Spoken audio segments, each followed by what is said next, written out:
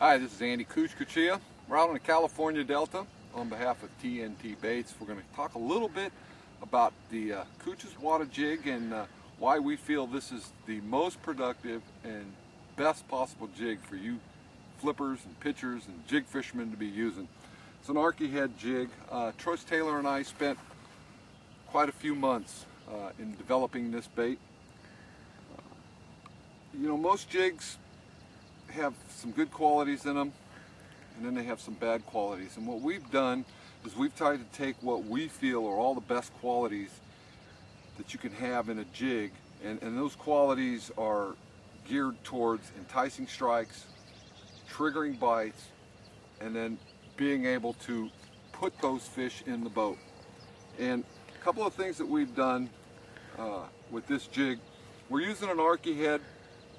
It's a standard Arky head. We've designed it a little bit differently, where we've changed the mold some so that it kind of sits flat. It's a little flatter on the head than most Arky head jigs. It gives us a good rocking motion. It also gives us stability when that jig is sitting on the bottom. But we do a lot of fishing where that bait is a trigger bait. And a lot of guys, when they're fishing an Arky head jig, they don't understand that that jig really is best utilized as a reaction bait. So that kind of helps us in the way that it glides and flows through the grass and down the rocks, trimming a little bit of that head off so there's not as much surface there. One of the most important parts on this jig is the hook that we use. We're using a Mustad Ultra Point hook, and we use a 60-degree angle hook. That 60-degree angle hook gives us a wider gap between the hook point and the line tie point.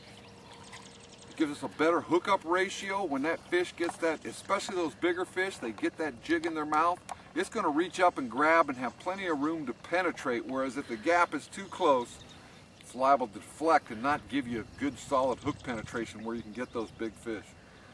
The other thing that we like is that we use a straight inline line tie versus a perpendicular line tie, and the reason for that is, as you can see with my line attached, when you hook set on that jig, that line is right in line with your hook every time. So you're getting a straight up hook set every time. It's a high percentage graphical line of entry to the jig, whereas if you've got a sideways, sometimes that knot of yours will go left, sometimes it'll go right, and when it does and you set, it's going to turn. This way with this straight inline hook, when you set the hook, it's coming straight in line with your pole, your rod, your line, and that hook point. So it gives you a higher percentage hookup ratio.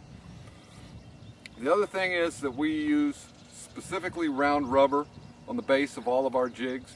The living rubber, round rubber, is a lot more buoyant than silicone. It floats and expands when it's in the water. Some of our jigs, we do use in the Generation 2 WATA, we use a little bit of the enhancement colors because a lot of anglers like to be able to change the look of that jig and the presentation due to light presentation. So we've got some different silicone enhancements to go into it, but the basic brown and black jig base is a living rubber, round rubber, and then every single jig is hand tied with red thread. Now, we don't change our thread on any of our color jigs, and the reason for that is red is a trigger color, and we use it in a number of facets of our jig. We use it in the line tie, we also use in the head itself when we paint it. We use a little bit of red, a little bit of gold, a little bit of green, and then we paint it with two red eyes. This gives that jig, every jig that we have, a little bit of that red enhancement. Now, fish associate red with forage all the time, whether it's gill plates, eyes, blood, you name it, dots on craws. They're able to distinguish that red, and they tend to trigger on that red. So we give that little bit of red in every single jig that we pour. We're also using a hardened coated, powder coated paint, and then we put a finish on it that goes through an extensive process where we put 2 coats on this thing to make it very hard. You can take that jig and slam it on the cement, and that paint's not going to chip. The last thing that we do with this jig that I think is real important, especially when you're dealing with big fish, is our weed guard.